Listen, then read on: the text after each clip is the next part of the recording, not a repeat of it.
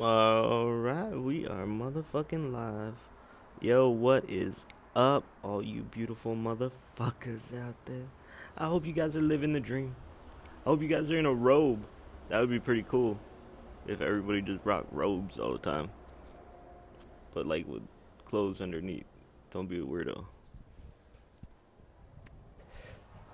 Here we are, the Everyday Guy Podcast, episode 2, EGP 2, co-parenting, dad's side. So I'm loaded with a bunch of good shit right now, and y'all today, I'm about to start off my monologue of the day. Having an internal rage is a real motherfucker sometimes.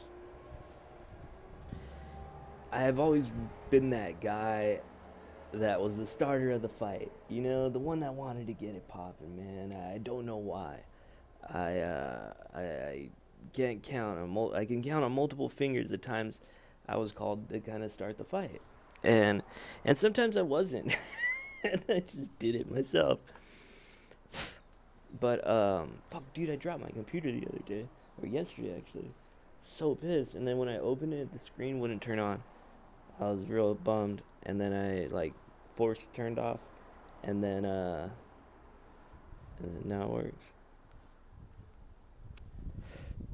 So I'm gonna take you guys on a quick little story real quick. I remember starting a fight when some of my friends said, "Go tell that motherfucker to fuck off," and there was no reason for us to even fight. The only distorted reason was because we were two different groups of guys in the same fucking household at the wrong fucking time. Uh, we were fueled with that fucking teenage testosterone and alcohol and the adolescent misfit rage, I call it, where you just, for me, I don't know, it was just that rage, and we were from the other side of the tracks at this, in this particular time. We didn't really know these guys. They were some white boys from a real affluent area, and we were totally out of our element. And I think that kind of played a role too, because we didn't know how to fit in, so we got angry about it instead of like just adapting like normal people. But we would just get angry about it and then cause some shit. Oh shit, there's a fucking hawk over there. Dude, there's always hawks over here in Chino. I'm always afraid they're gonna drop a snake or like some type of rodent on me. I've been shitted on by a bird. Yeah, one time I was like 9 years old. My friend Steve had a big ass fucking tree in the front of his yard. It was beautiful. It was gigantic, but it was old. And anyways, I'm walking under there and I have my basketball. I'm walking. A bird shit on my basketball and it splashed up onto my face. And I remember I took off running home crying because I was scared. I don't know what the fuck I was scared of, but it was just bird shit all over me. Okay, so I really got off track there. All right, so we're in this affluent area and definitely out of our normal environment. We were a couple cities away from Whittier, and we were going east. So when I say east from Whittier, it's, you know, you're going wider and wider. And like it, that's okay though. That's okay. I like all communities, man. Um, so naturally we're alert. Like we're alert as fuck. When we're not in our area, we're alert, we're agitated, and we're ready to get popping just because we feel all those things. So they just needed someone to get the party started. So here I come. My friends said, "Go tell that dude to fuck off." What I heard though was, "Go tell that dude you'll bite his fucking nose off." And that's what I told him. So I walked over to the island in the kitchen, and I'm fucking heated just because I'm trying to show out in front of my friends. Really, that was it. When I walked over to the kitchen, as I reflect now, I think about the mindset I had probably going into it. And I was 16 years old hanging out with older dudes. that were a few years older, and of course I wanted to show off. I didn't have a place in the group other than being like that wild man. And I I don't blame my friends at all. My friends might have asked me to do it in this situation, but no, I take full responsibility for my actions. Like, I was just a misguided kid that had trouble fitting in, but wasn't like I don't think I showed it as much as maybe the kids that were actually like loners, I guess you would say, in high school, and kids that didn't have groups of friends. But I had friends because I knew how to just adjust to anybody, to be honest. So my mind was not near maturity at that age. The human brain's frontal lobe, where we do all of our thinking, doesn't even develop until age 25. I fully develop until age 25. So I'm 9 years from that. I'm not making fucking rash decisions. I'm we can't even fully comprehend the pressures of life in our adolescence, let alone all the distorted thoughts and other things that we think we have to be. It's not right, and I'm not using this shit as an excuse. I don't use it as a tool to I don't use it to like crutch me, I don't no, I'm responsible for my actions, and it's awesome that I'm able to reflect now with a clear mind and what I consider like a sober mind now, not drinking, not running away from my shit. But now, when I look at it, I use it as a tool to better assess myself as a person. So what I like to do with these situations is, before I walked over to that island in the kitchen, right? Before I was going to tell the dude I'll bite his fucking nose off, I was thinking, remove the alcohol from that situation. Would my testosterone be enough to cause me to lash out to someone merely for their presence? That's it. They were just present. Fuck, I don't want to take my phone down right now, but there's a fucking like army helicopter flying super low. Fuck. Sketchy, dude. World is weird right now. I know I just jumped into the story, but this is March 27th, and we are in the middle of coronavirus. So the whole world is on a wall. The whole country now is on lockdown, and it's a fucking tense world out there. People are broke. I am so broke. I can't even fucking afford to pay attention right now. I swear to God. But anyways, back to the story. I thought, if I remove alcohol from that situation, wouldn't my testosterone be enough? And honestly, I don't think so.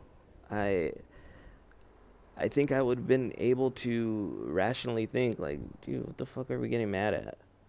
And remove my friends from the situation, okay? And it's not, again, I'm not blaming my friends by any means, but remove them from the situation. Would I still feel compelled to show out in front of my friends?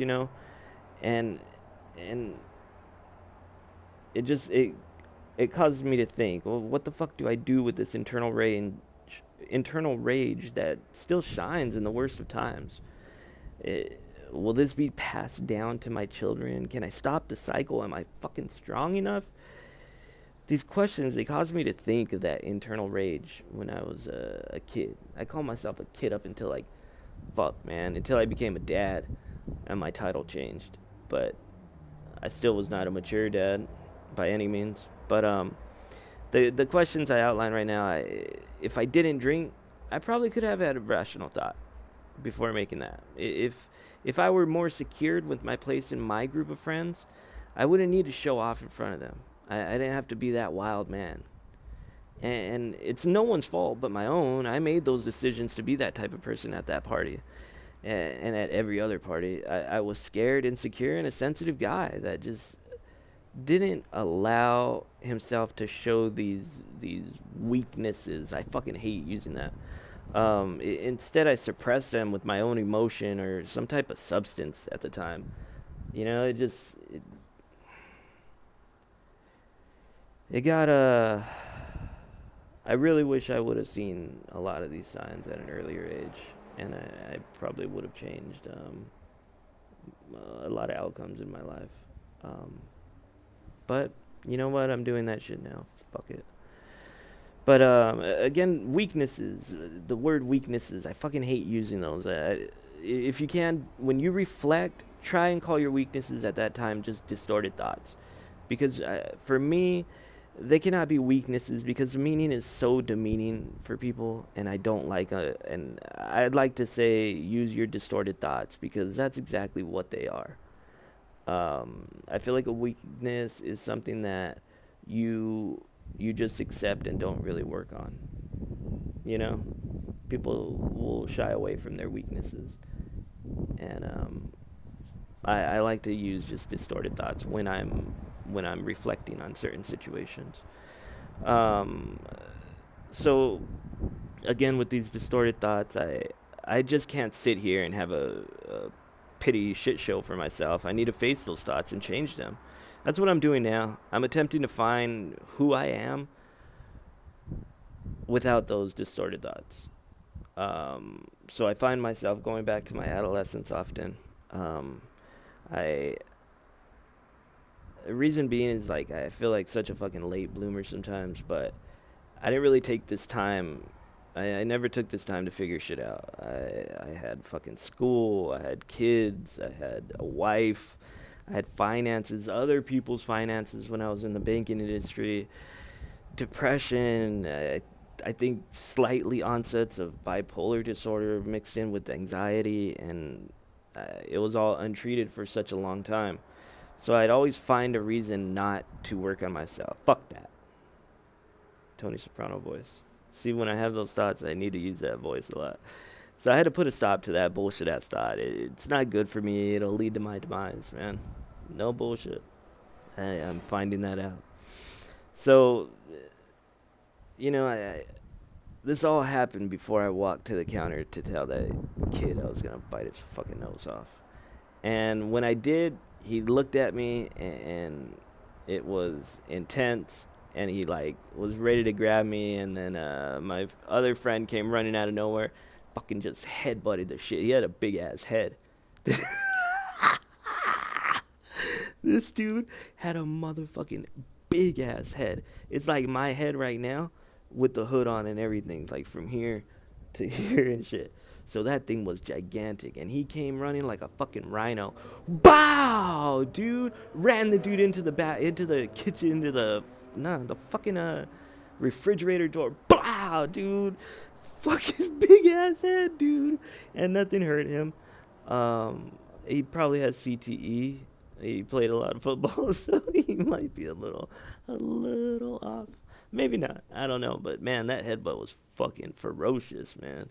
Um, but it all kicked off with me just acting a fool and telling somebody that I'm gonna bite their nose off, and I had no intentions of biting their nose off. Um, yeah, no intentions. So through all that, right, when I'm reflecting, I'm now in my early 30s, and I no longer am relying on substances to manage my thoughts, feelings, fears, emotions, none of that shit. I'm completely away from that, and I'm trying to figure out how to navigate without certain substances. So what do I do now with that internal rage? I'll admit it has gotten progressively better since my adolescent years, but I still deal with bouts of what I consider mania. And there's a wide array of definitions of mania, and some cases are extreme, and some are quite moderate. Um, Mine is a mix of extreme and moderate, and it just comes and goes, but it's something I always have that I think I tried to run from um, for so long that I got tired of running, so I want to face them, and I want to fix them.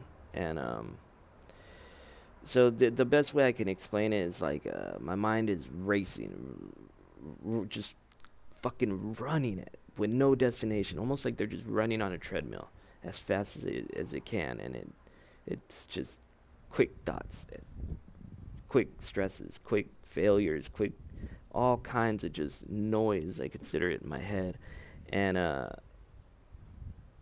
it's like, what do I do with that? I'm in my early 30s. I can't be acting a fool all the time. And, I got to get a grip on my shit now. And to be honest, I'm taking all the necessary steps, and I need to give myself that pat on the back because I never really did that in the past. So I'm in therapy like a majority of the week. I'm taking the necessary meds to help me cope with all of this internal searching. I consider it. And I have this podcast that will be like just the biggest, hugest backbone to my support and success. I really do love this shit. I like it. I'm constantly listening and watching podcasts and how people do things, and I can't wait to get some funds and really turn this place out.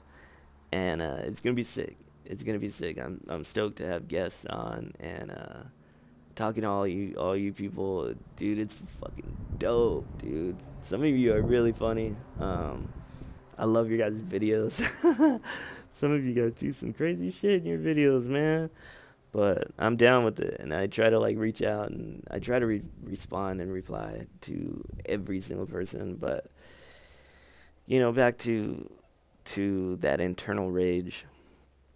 I've always looked at my issues that they will be passed down to my children through our blood. I always had feelings that I have nothing good to hand to my daughters other than my pain and sickness. And that's heavy. That's extremely heavy. And, but when I look at them, they're all distorted fucking thoughts, dude.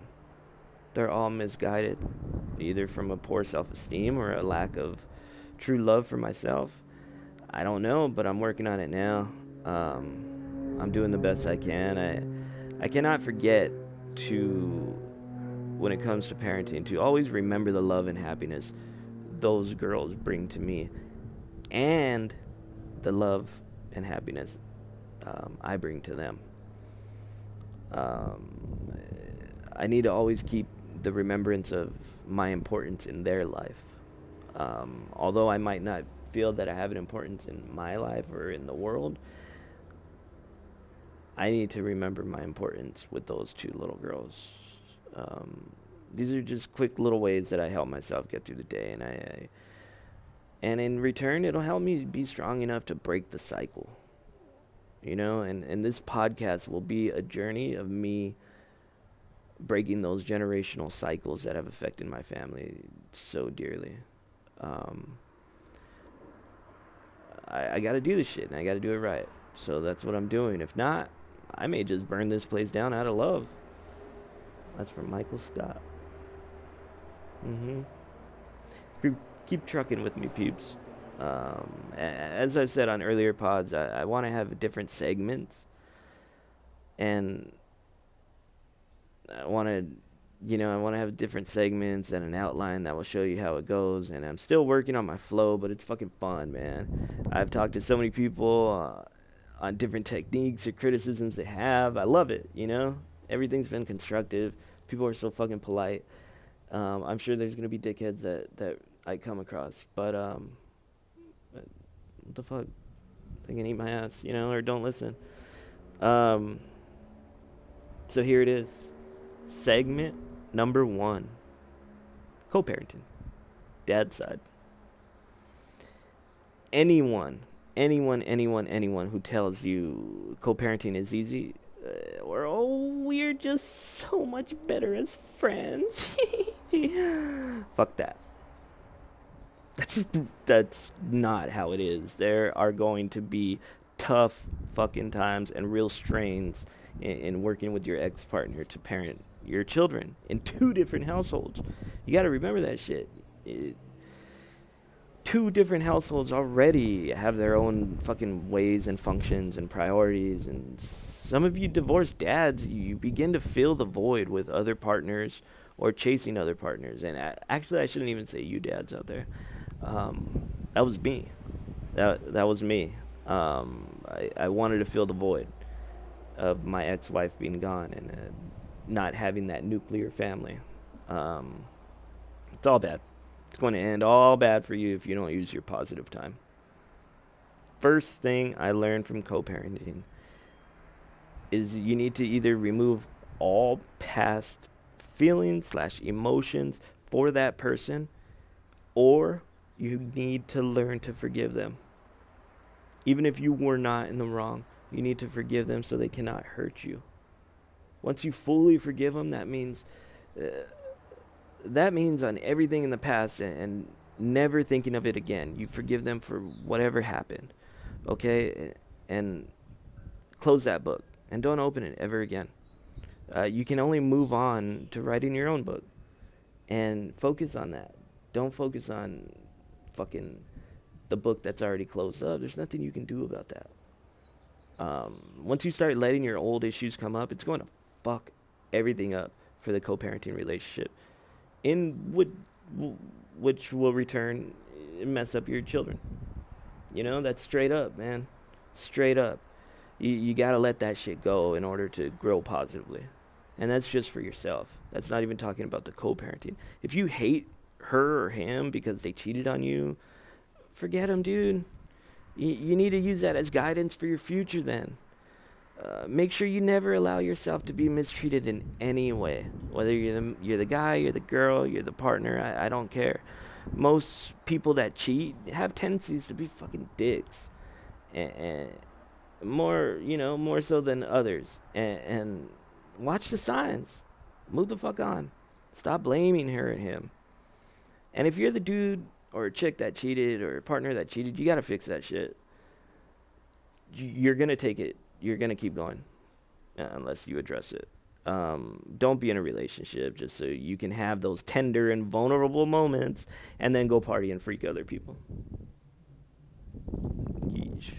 You're ruining another person's life when you do that. And that's serious emotional issues that affect the person you're cheating on, probably the one you're cheating with, and yourself. You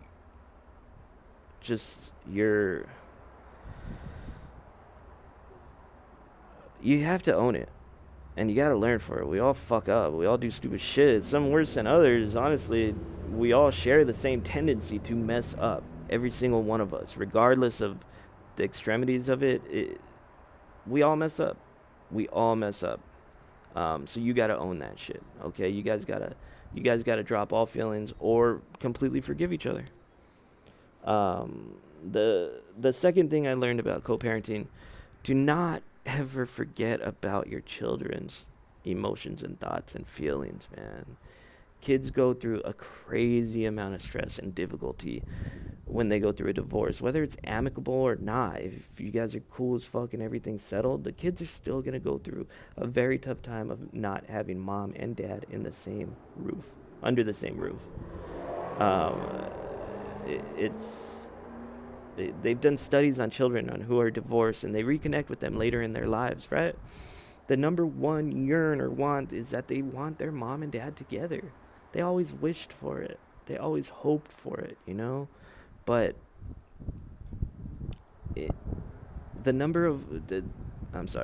in some cases, the environments were just so fucked up, but the kids still wanted mommy and daddy to love each other. And the children might not look at a broken home. They can't fathom that concept at a young age. But even at older ages, I trip out on, my parents are together, so I've never had to deal with the divorced family. Although my sisters are like my stepsisters, I think. But I didn't even know that till like age 14. That'll be another fucking story for a different podcast. But, yeah, kids will always have that want. Keep that shit in your mind before you send a hurtful or mean text to your ex-partner. It's not worth it, dude. Not at all. Think about how your child would feel being talked to in that way. If you're being a dick or a jerk to your partner, think about your kid, dude. Think about your kids before you go and decide to go have a drink instead of getting your kids early from pickup. I understand you guys got to take your time, right? But think about your kids always, man. Think about your kids when mom and dad are arguing outside the car. They can fucking hear you, man. They watch every little action on us dads.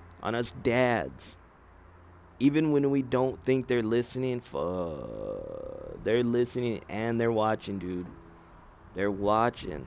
You got to keep the kids in mind before you start acting wild. Always, always, always, always. The third thing I'll say about co-parenting is do not over communicate. You two are not together anymore. You don't need to fill her needs at all. If they don't pertain to the kids directly, has nothing to do with you. And I'm serious, you can't take that shit home with you and carry it in your heart or your head, because you're going to fuck up the relationship you're in, or you're going to fuck up your outside life. There's nothing even worth it, dude. Nothing even worth that shit. But you really gotta stop all contact, all like petty shit.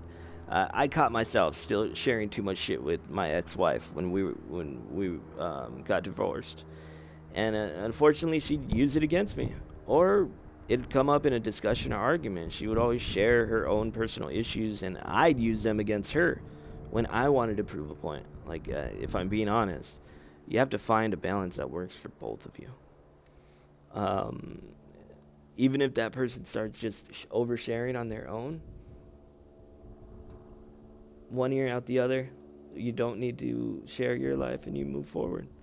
For my ex and I, we really had to stop all communication between each other, other than what pertained to the kiddos, you know. And for instance, she's good at telling me when the girls have an attitude or some sort of change in their everyday like awesomeness, which isn't all the time, but we communicate when it pertains to the girls.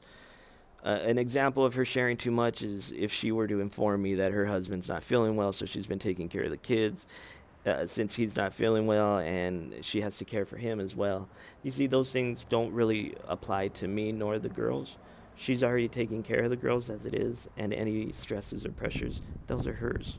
Before, I might have like, oh, okay, it might have made a difference in a decision we were trying to work on or something, or it would have came up in an argument. You know, like, hey, remember that time I took the girls because you had to take care of Joe? Like, that's fucked up. I shouldn't. Why put myself in that situation? So limiting your guys' communication is fucking key, dude. You guys gotta watch it.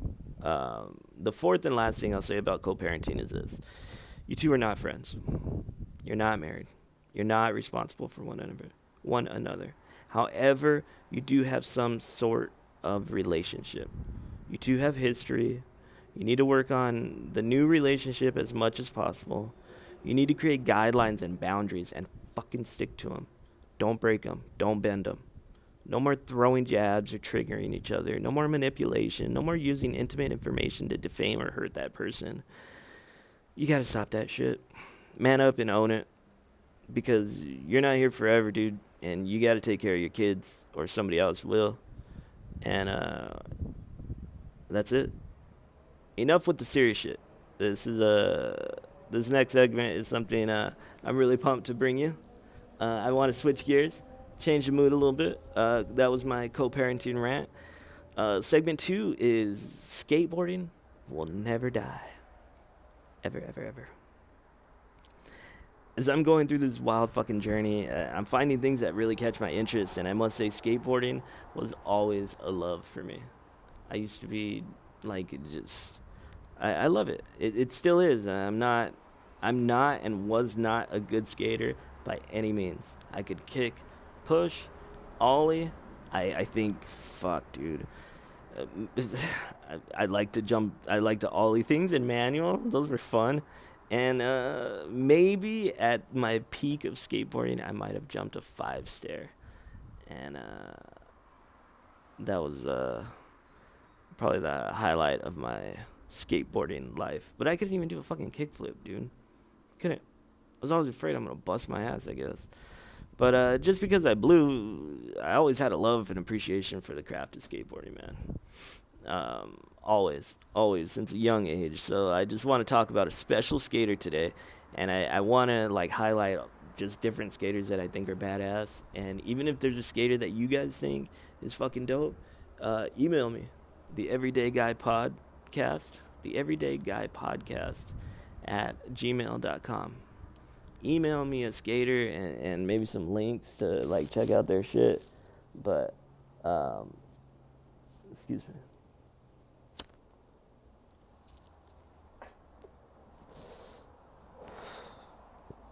Yeah. So if there's a skater you want to hear on here, let me know, dude. Or maybe the next one. I'm not gonna do it every episode, but I definitely want to have different segments like this. So with no further ado, his name is the Chief, fucking Jamie Thomas, dude. If you don't know who he is, type into Google right now, Jamie Thomas, Leap of Faith. Watch that video, and you'll understand what and why I'm talking about him today. I'm jocking him hard. I mean, this dude's got his name from the legendary Jim Greco. Like, I didn't even know that shit. When I was looking into Jamie, it was like, oh, fuck, dude, that's dope. Like, Jim Greco gave him his nickname, the Chief. Not only was he a fucking gnarly-ass skater, the dude was a businessman. He opened Zero Skateboards. I'm not sure if people knew that. And Fallen Footwear. And the Fallen Footwear was that fucking I don't know if they're still around. It's like the badass 2 Fs like that, you know? And, what the fuck like that? I don't know, dude. It's like the 2 backward-facing Fs and shit. And, yeah, they were a sick-ass fucking skate shoe, dude. They were all strictly based around skating. It was fucking dope.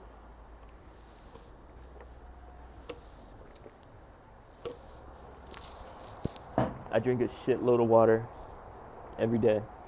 I probably drink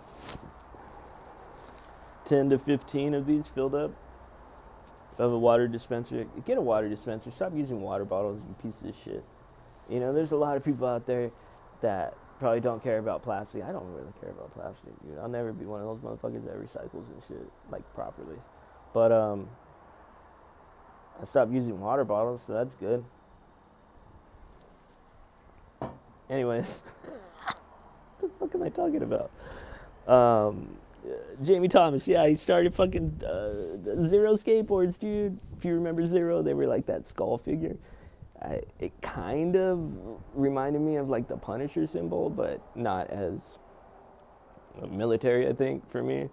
I just think of that, the American Sniper, dude. I want to do a piece on him, too. I watched document. Dude, I'm going off subject. Fuck this. Back to Jamie Thomas. He sold fucking Zero Skateboards, dude. He sold Zero Skateboards in 2014 to like a huge conglomerate of skateboards. It's like Enjoy, Element, all kinds of groups that are under one company now. And again, he was a bitchin' ass skater that pushed the craft of skating, dude. He was clearing gaps bigger than your mama's ass, dude. No bullshit. Next time you look at your mama's ass, he's clearing gaps bigger than that shit. He wasn't just banging on the board either, dude. He got into a few tussles, and I remember watching a video of him he was like in a circle, right? Or not even in a circle, he's in the middle of the fucking circle. There's like 3 or 4 fucking maybe rollerbladers or something. And then he just starts popping off. Bam! Bah! Bah! Fucking clocking these dudes, man. And he's like, I dressed like him, you know? Like, I was so relatable to him. And to see him just fuck up the average dude, and you just, with this quick reaction, I admired his brevity and his confidence. He was dominating in the skate world, and he had just like that cool fucking outside of skating vibe. And this was probably like circa 97, man. I remember the very first board I asked for when I was like 10 or some shit was like a Zero skateboard, dude. And I wanted Jamie Thomas's, but I don't think they had it. I went to like Bellflower. I don't know why I went to that skate shop. But the dude is dope. The dude's badass. Get a chance, watch that video, Leap of Faith. And just type in Jamie Thomas, the Chief, into YouTube, dude. You'll go down a wormhole of all kinds of fucking great videos. But that's why I wanted him on my first skateboarding piece. Oh, and if you know a skate shop that wants to be basically free advertisement, I'm just getting started, and I understand like what we're approaching quarter 2 now. For most companies, advertising is fucked. It's fucked. Um, for small companies especially. But if you know any skate shops that would just like a dope ass shout out or an ad read on here, hit me up. Email me at the Everyday Guy Podcast at gmail.com. All right, now I'm gonna finish the segment or finish the podcast with segment 3. Just a few things I've learned in therapy and all my other shit. One thing I've learned is this pyramid they showed me where it's thoughts goes down to emotions, go down to actions, right? And basically what that is it's just a process that people with mental health issues often catch themselves in. And it'll go, once you have that bad thought, you're going to start showing it emotionally. You'll become withdrawn from people. You might, or you might not, and you might cover it up. However, that emotion is still there. So if it goes from thought to emotion, and then it goes to actions, and you start acting on it. So a good example of this is you walk into work and you think you're going to get fired today. You just think you're going to get fired because you're a terrible person, right? You walk in and you're thinking that, and you begin showing it on emotion because you're just focusing on that thought. So you become sad. You might not communicate as much. You might not answer the phone as much. Now it goes to actions, and you're starting to do these things that are going to affect your job and your fortune telling. You're just trying to tell the future, but you have no fucking proof or fact on it. And even if you do, there's no reason why you can't keep a positive mentality about it. That's one quick thing I've learned. And I want to develop a lot more of these stories and go into details on actually how I use them in my life. But I'm trying to stick under 45 minutes for these pods. So anyways, for some people, they're able to catch the thought before it goes to emotion.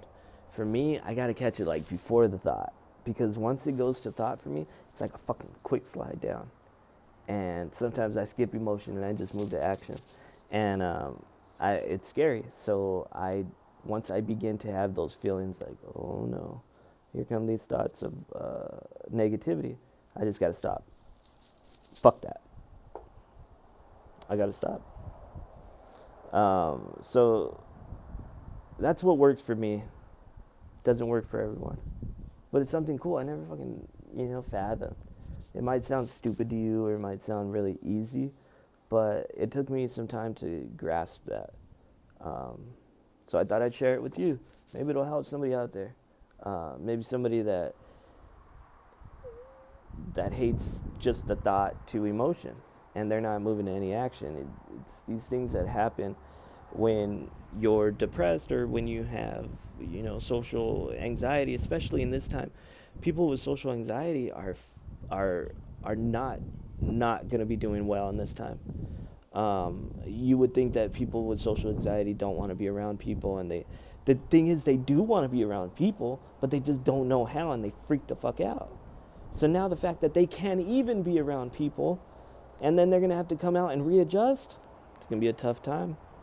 It's going to be a tough time. One more thing that I learned about codependency. If you've ever dealt with codependency, you might know a little more of what that is, but I have no idea what the fuck that is. So I've been learning a little more about codependency and how I can be better and not what am I trying to say? Not be a contributor to someone dealing with codependency. For instance, codependency, the way my therapist explained it to me is like a Venn diagram.